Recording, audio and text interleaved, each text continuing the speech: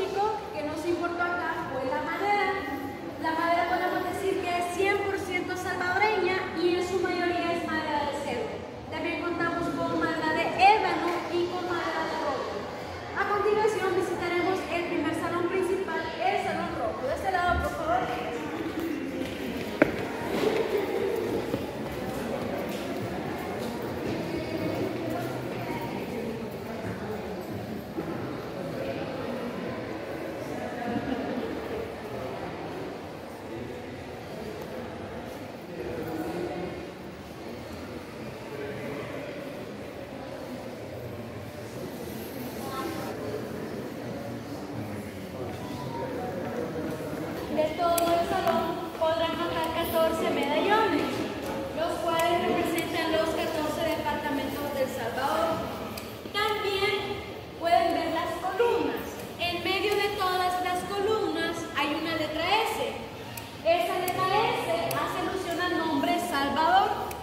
Este salón rojo se utilizaba para eventos protocolares. Un ejemplo que yo les puedo brindar es que acá se recibían a los presidentes que venían de los diferentes países. De igual manera podrán notar las 6 pinturas al óleo de los presidentes ubicadas en la entrada del salón. Podemos decir que fueron los más importantes, que fueron algunos que estuvieron a cargo para la idea, la construcción y la apertura de este segundo Palacio Nacional. Como por ejemplo les puedo mencionar al general Francisco Menéndez. Francisco Menéndez estaba en el poder cuando el primer Palacio Nacional ardió en llamas en el año de 1889. Prácticamente gracias a él y a la Asamblea Legislativa crearon una ley. Esa ley decía que por cada quintal de café exportado en el país se cobraría un colón como impuesto para la construcción de este palacio. Este palacio tuvo un costo de alrededor de 50.000 colones y por este mismo motivo también es conocido como el Palacio del Café, ya que gracias a su impuesto pudo tener su debida construcción. También puedo mencionarles al doctor Manuel Enrique Araujo.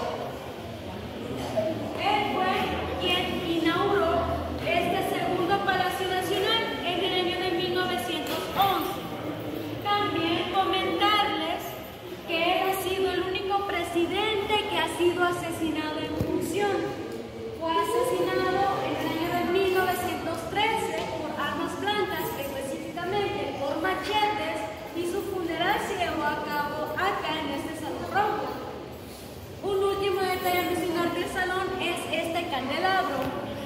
Este candelabro que ustedes ven acá y el que está sobre las escaleras son los dos únicos originales en todo el palacio. Quiere decir que ya tienen 112 años de antigüedad y hasta el día de hoy podrán observar que siguen funcionando en perfectas condiciones. Continuaríamos con el recorrido y pasaremos al tour que tenemos acá al lado.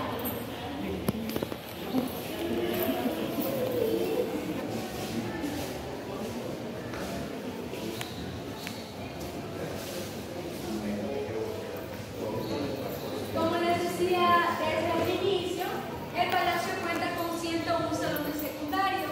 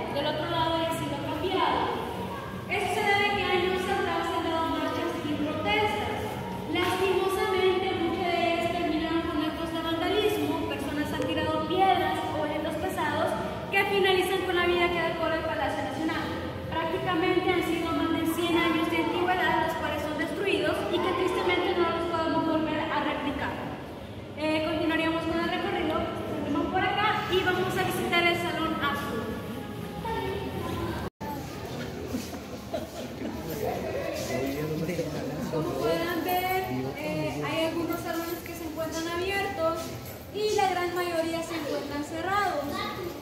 Todos los salones que ustedes ven cerrados se encuentran en proceso de conservación y de restauración. Eso quiere decir, valga la redundancia con la palabra, que los restauradores trabajan para poder hacer las réplicas de los pisos, encontrar los diseños originales de los murales e incluso hacer los cambios de la lámina troquelada, que sería desmontarlas.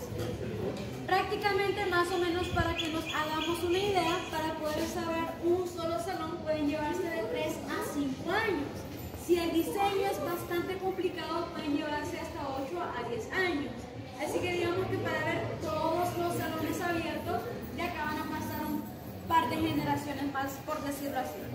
Hoy sí, continuaríamos y ingresaremos al salón azul.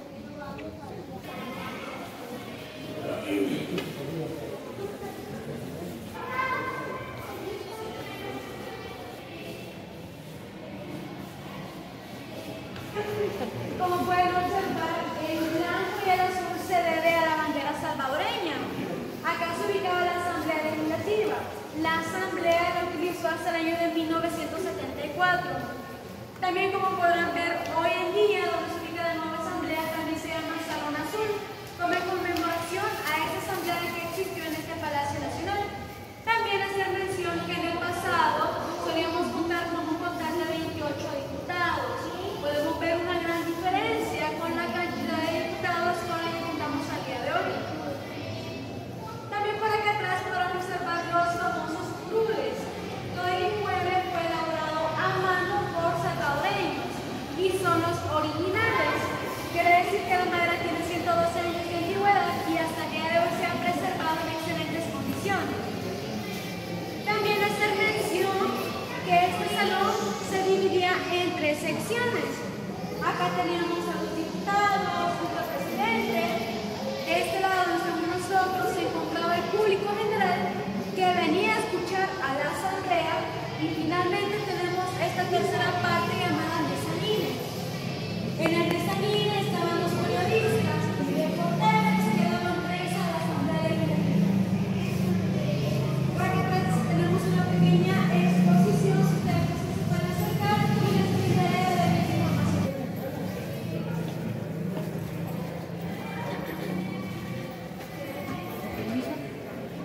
Acá en esta esquina está este trozo de lámina troquelada, ya bastante oxidado por la humedad y por el paso de los años del palacio. Acá en ese extremo, esa pieza se encuentra en proceso de trabajo. Ese proceso de trabajo se llama cala cromática. ¿En qué consiste la cala cromática? Consiste que con un bisturí se retira capa por capa de pintura hasta llegar a los colores originales. Ahí pueden ver los colores. Prácticamente fue la primera capa de pintura. Luego de que estos son obtenidos, son replicados en una nueva pieza. Y lo mismo sucede con estas piezas que decoran el salón. Como pueden ver, esta de acá es la original. Las originales estaban hechas de yeso y de yute. Acá tenemos una réplica, prácticamente utilizan los mismos materiales. Para poder elaborar las réplicas utilizan moldes de silicona. Acá tenemos este ejemplo. Se utilizan ya que cuando se secan son fáciles a la hora de retirar y la réplica queda exacta. Y lo mismo sucede con la lámina de troquel. Lastimosamente acá en Centroamérica, bueno, mejor dicho en América, no se procesa este tipo de lámina, solamente en Europa. Así que los restauradores trabajan con fibra de vidrio. Realizan las réplicas con la fibra de vidrio, luego estos son pintados gracias a los colores obtenidos de la cala cromática y así ser cambiadas por las piezas dañadas como esta de acá de la esquina. Vamos a continuar con el recorrido por acá para tener una mejor vista hacia todo el jardín.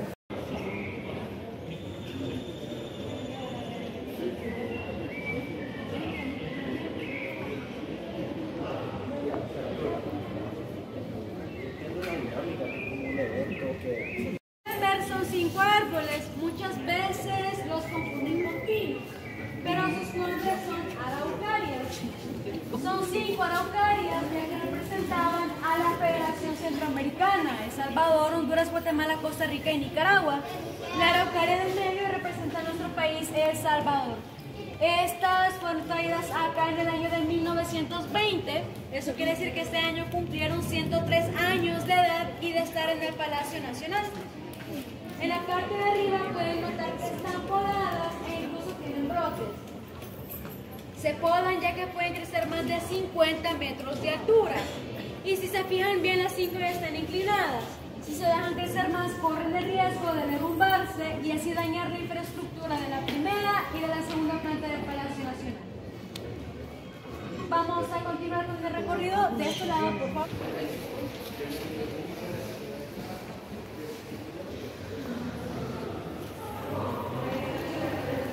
Llegamos al último, pero no el menos importante de los salones, el Salón Rosa. Acá se ubicaba la Corte Suprema de Justicia. La Corte lo utilizó hasta el año de 1974. Cuando ellos se fueron, acá se trasladó al Ministerio de Defensa. Y el Ministerio lo utilizó hasta la época de los años 80. También mencionar que en el pasado solíamos contar con un total de 7 magistrados. Este salón tiene una historia bastante interesante, ya que anteriormente era llamado y conocido como el Salón Verde. Eso se debe que el color original era el color verde. Lo que sucede es que una primera dama tuvo acá su despacho. La primera dama del despacho, cuando ella se traslada acá, ella da la orden, bueno, prácticamente manda a que todo el salón fuera pintado de color rosado tierno. Y es por eso que hasta el día de hoy se le cambió el nombre y se le conoce como el Salón Rosado. Por acá podemos observar este mural. De igual manera,